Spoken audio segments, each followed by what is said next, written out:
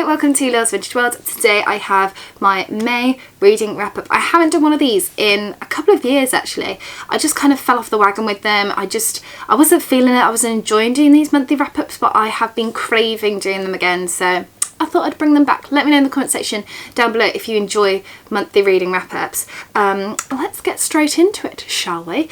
I will try and leave links for the books that I mentioned down in the description bar below, but some of these are quite old, so I don't know if you'll be able to get your hands on them. But anyway, let's get into it. The first book that I read, well, it was a reread, and that was Paddington Bear by Michael Bond. I picked this up at a National Trust secondhand bookshop. If you watched my vlog, you would have seen that. I love this book so much. I haven't read this in like 20 plus years, and it was so lovely to come back and reread. If you've never read Paddington Bear, what you doing? You need to read it. Paddington Bear is a bear from darkest Peru, and he comes to London and he's found at Paddington train station, hence the name Paddington, with this little tag around him that you can see that says, "Please look after this bear, thank you." And he is picked up by the Brown family, and it is about his adventures in London and just learning to live in London civilization. Is wonderful. It's so good.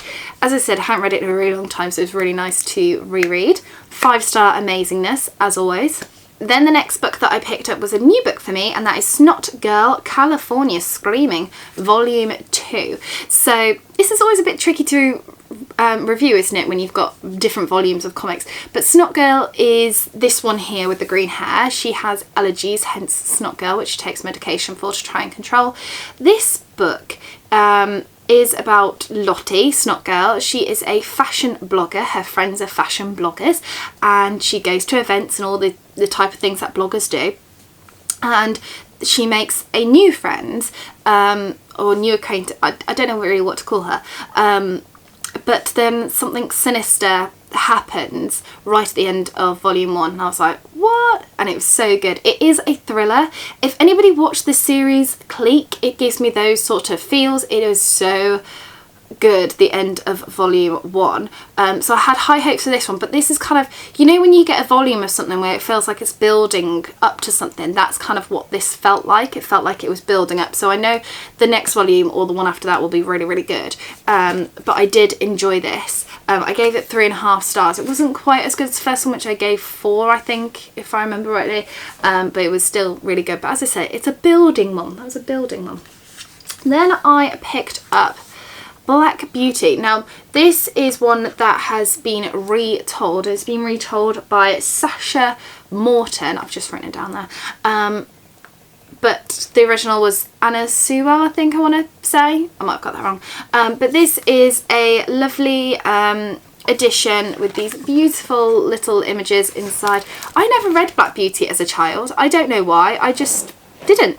I think because I probably watched the film, which I really enjoyed, but it was quite sad, wasn't it? So I think perhaps that's what put me off. Plus, I'm not too keen on horses. Horses scare me a little bit, but I did really enjoy reading this book. 4 out of 5 stars. I thought it was well worth it.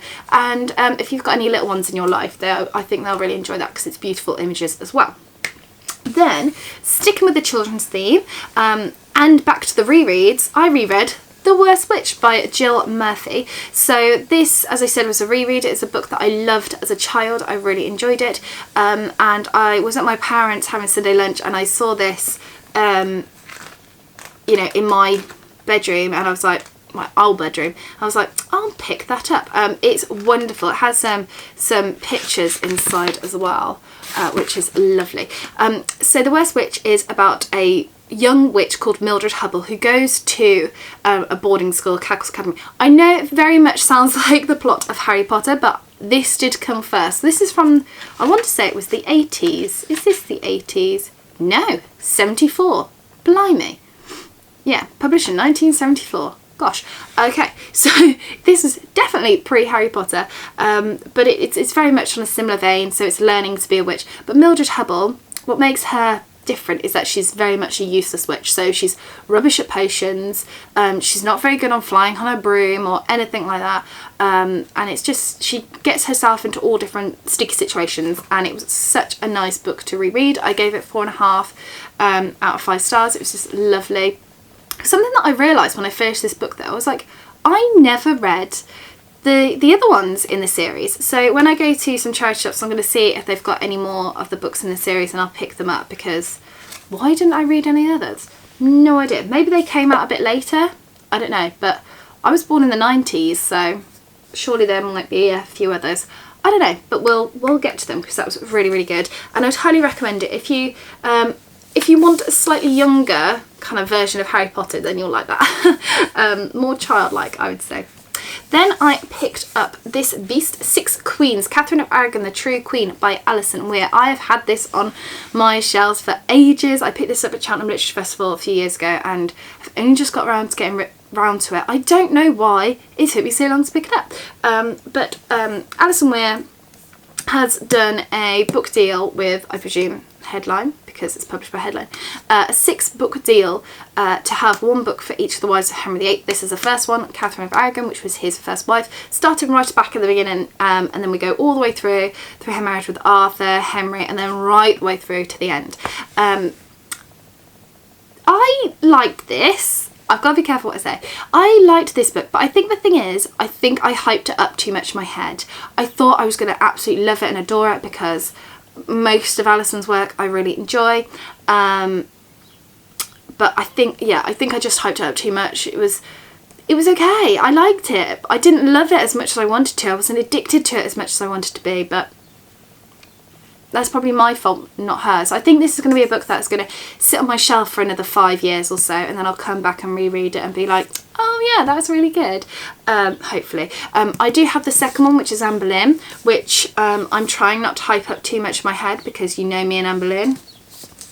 Love. So I'm trying to stay focused and not hype that up too much, and hopefully not have the same sort of feelings, and hopefully just love it. Then I read a load of Paddington books. So if you watched my recent book haul, you would have seen I bought like 10 Paddington books for about £11, something like that.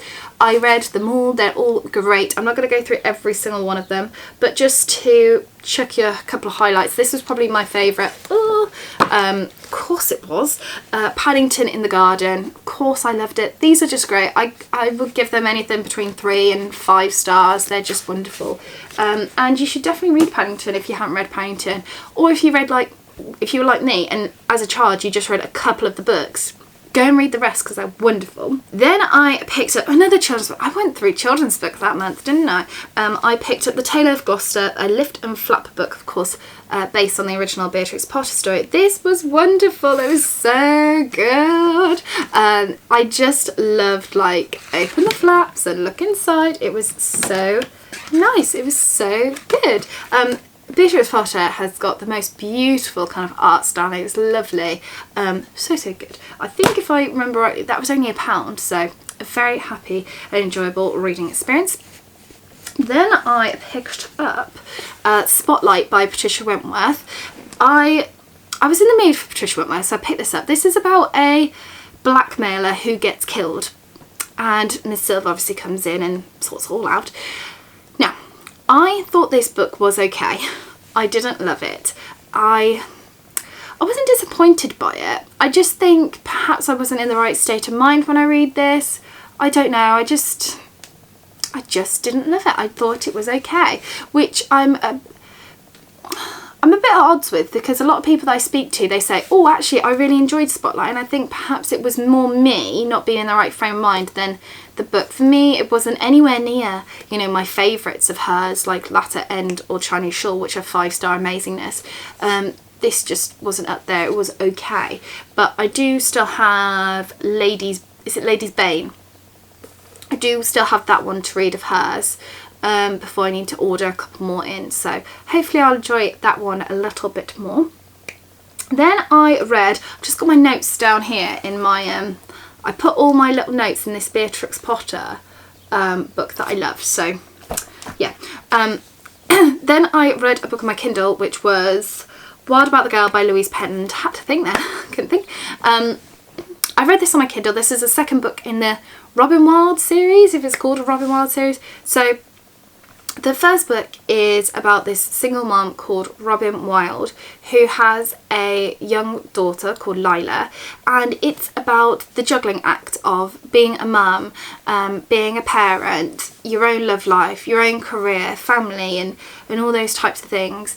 And it's just about the juggling act of that, and I really enjoyed the first one. This one continues with that story, and I liked it, just not as much as the first one. The first one I was so addicted to and I raced through really quickly. I gave that 4 out of 5 stars, I think. This one I found it quite addictive at the beginning, but then I kind of lost my way with it a little bit through. I still liked it, but I didn't like it as much as the first one. I would still definitely read the next one that comes out, which I think is the last one, Wild Women. I'll still read that one, but yeah, the first one was the best for me. Then I went back to the children's books, didn't I? I picked up Florence Nightingale, this little Famous People, Great Events book. This is just a quick little book about Florence Nightingale's life. This was actually quite interesting. I learned quite a bit from this, and there's a little quiz at the back to test your knowledge on, which I did do. So yeah, it's nice. Sometimes it is really good to read children's books for history because they lay it out really simply, really hitting the basics. It's not too heavy, and that's a really enjoyable way to learn history. So I did enjoy that. And it'll definitely be a book that I come back to again and again. Then I picked up Agatha Christie's Secret Notebooks, 50 Years of Mystery in the Making by John Curran. This is, the majority of this is Agatha Christie's notebooks, but done in sections. So what John's done is he's got books that have similar kind of plots or plot twists or whatever together, and then talks about her notebook sections on them. So quite quickly you will realise what Agatha Christie's talking about. I've read all Agatha Christie's books that she's written as Agatha Christie. So I can read, a sentence or two and be like, oh, she's talking about so-and-so. And I know that instantly. But this was really interesting. However, I did read it like that. So I read it all the way through rather than picking up, putting it down, picking up, putting it down. And reading it over a longer period of time. I read this over a few days. I think the best way that I would personally get out of this would be to reread an Agatha Christie, like I enjoy doing, and then come to this and find the section on said book, read that bit, and then put it down and do that. I think that would be the better way for me. I did enjoy it. I gave it 3 out of 5 stars, but I don't think I got as much enjoyment out of it than I think I could have. I think that makes sense. So there is that, but it's definitely worth getting it if you're an Agatha Christie fan like myself.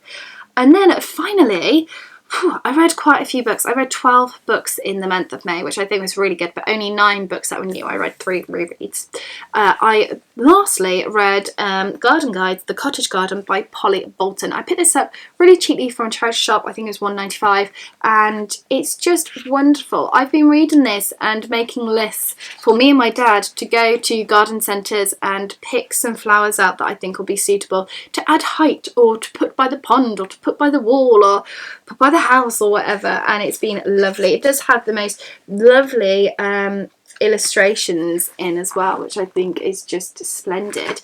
Yeah, and it's just a lovely read, and I zoomed through that. I gave that 3.5 stars because I just didn't know really how to rate something like that, but I did enjoy it, and it's definitely worth a read if you're interested in gardening or you're interested in creating your own little cottage garden. So there we have it. Those are all the books that I read or reread in the month of May.